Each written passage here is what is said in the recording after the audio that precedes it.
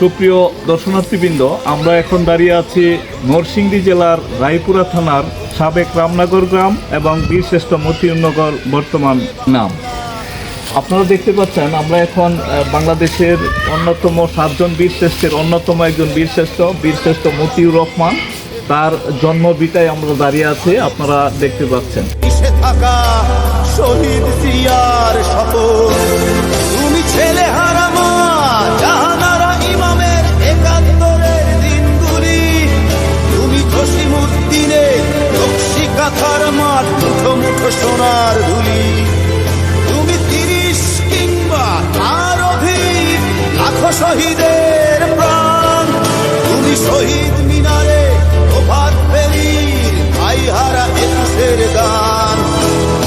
আমার সোনার বাংলা, আমি তোমায় ভালোবাসি, জন্ম দিয়েছ তুমি মাগো, তাই তোমায় ভালোবাসি।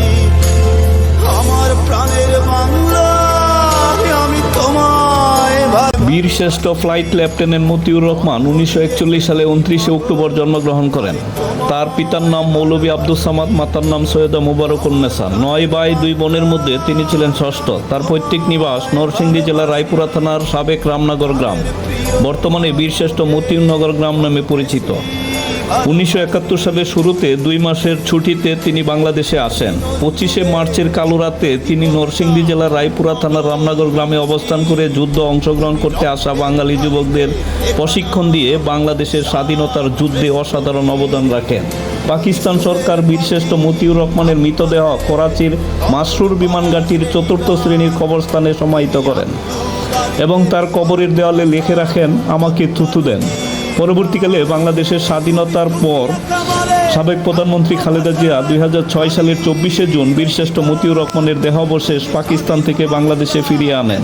জাতীয় এই বীরকে পূর্ণ রাষ্ট্রীয় মর্যাদায় ২৫শে জুন ২০০৬ সালে শহীদ বুদ্ধিজীবী কবরস্থানে পুনরায় দাফন করা হয়।